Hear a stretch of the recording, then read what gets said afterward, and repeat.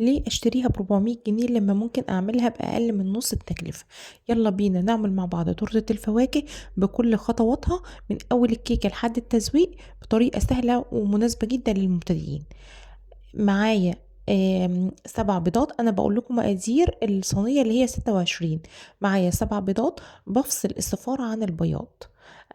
لو وانتي بتفصلي جزء صفار وقع منك بتاخديه كده بقشرة البيضة، تشيليه بالراحة، ما بيبقاش فيه اي مشكلة. اهم حاجة البياض اضربه ما يبقاش فيه نقطة صفار واحدة علشان الطريقة تنجح معايا.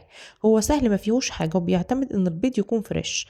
بحط على البياض نص معلقة صغيرة من الفانيليا واضربه لحد لما احصل على قوام كريمي زي ما انتوا شايفين كده. اتاكد ان انا ضربته كويس لحد القوام ما يكون متماسك معايا، يعني لما اقلب الطبق بتاعي القوام ما ينزلش ولا ميه تنزل. باجي بقى في الصفار، بضيف عليه نص معلقه صغيره من الفانيليا، وبضيف عليه معلقه كبيره من الخل، وبضيف عليه سكر بودره. ضفت عليه كوبايه ونص من السكر البودره. باكد عليكم تاني المقادير دي مناسبه لصينيه مقاس 26. بنخل بقى السكر البودرة كويس جدا عشان ما يبقاش فيه اي تكتلات، وبديله تقليبة كده مع البيض بالمضرب السلك. بضيف على الصفار والسكر، بضيف عليهم 7 معالق من الزيت بمعالق الاكل العادية، وبضيف عليهم 7 معالق من المية السخنة المغلية، ولازم تكون مغلية. بديهم بقى تقليبة لحد لما القوام كده يفك معايا ويبقى سايل معايا. بنزل عليه بعد كده بالدقيق. معايا كوباية ونص من الدقيق وباكو من البيكنج باودر، وانخل الدقيق والبيكنج باودر مع بعض، وبعدين اقلب الخليط مع بعض كويس لحد لما الدقيق يختفي مع خليط صفار البيض والمية والزيت، وما يبقاش فيه اي تكتلات، يتكون معايا كده خليط ناعم خالص. باجيب بقى بياض البيض اللي انا ضربته، بنزل بيه جزء جزء، ما بنزلش بيه مرة واحدة. وبعدين ببدأ ان انا اقلب الصفار مع عجينة الصفار مع البياض، اقلبهم مع بعض كويس من تحت لفوق وفي اتجاه واحد. لما يختفي معايا بياض البيض اقوم جايه نازله بكميه تانية من بياض البيض، واقلب برضو بالراحه، واهم حاجه في اتجاه واحد من تحت لفوق كده زي ما انتوا شايفين. تقلبي بالمضرب السلك او بسباتيولا مفيش مشكله. اهم حاجه تكنيك التقليب لحد لما القوام ما يبقاش فيه اي تكتلات ويبقى ناعم زي ما انتوا شايفين. صينيه بقى بدهنها بشوية زيت، وبحط فيها ورقة من الزبدة، وبضيف فيها خليط الكيكة اللي أنا عملته. ومعايا عود من بتاع الشيش طاووق، ببدأ ان انا كده امشي بيه في الصينية عشان لو في اي فراغات من الهواء تخرج معايا. بخبزها على فرن ساخن مسبقا على درجة حرارة 180، اقل من المتوسط. بتقعد حوالي 45 او 50 دقيقة. بحطها على الرف التالت من فوق لحد ما تطلع معايا بالجمال اللي انتوا شايفينه دوت. الكيكة لونها ذهبي، العجينة ناجحة جدا، سهلة ما فيهاش اي صعوبة. امشي بس انتي على الخطوات وهتطلع ناجحة معاكي. بشيل بقى الطبقة اللي على الوش دهيت، وببدأ ان انا اقطع الكيكة. طبعا بسيب الكيكة بتاعتي لما تهدى خالص عشان اعرف اشتغل فيها وما تتفرفتش معايا. بقطعها بقى. انا هنا بحب ان انا اقسم الكيكة في التورتة ل3 اجزاء.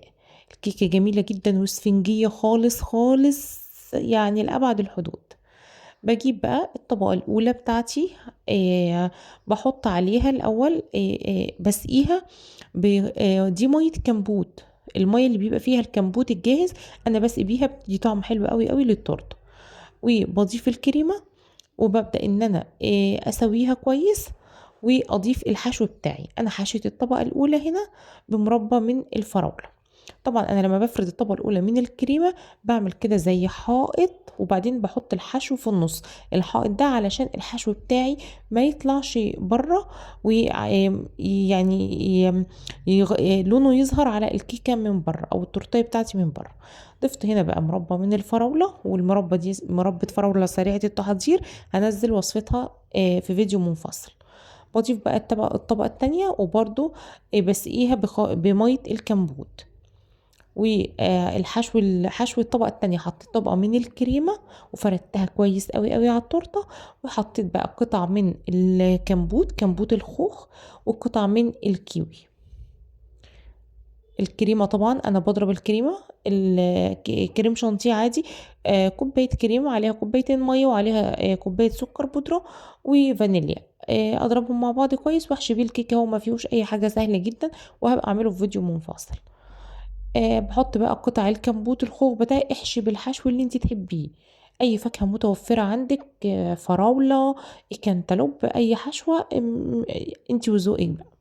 وطبعا بمسك الفواكه دهيت بطبقه كده خفيفه من الكريم عشان بس الفواكه تبقى متماسكه داخل التورتايه. بضيف الطبقه الاخيره وبسقيها برضو ميه الكمبوت بتاعتي، مش بزود كتير علشان الكيكه ما تبقاش مهريه معايا، يا دوبك بس حاجه بسيطه. ببدأ بقى ان انا اضيف طبقة كريمة من على الوش كده. الكريمة بتاعتي بتكون طبعا في التلاجة، ولو انت بتشتغلي ساحت منك بتدخليها التلاجة تاني تجمد شوية وتطلعيها تشتغلي بيها.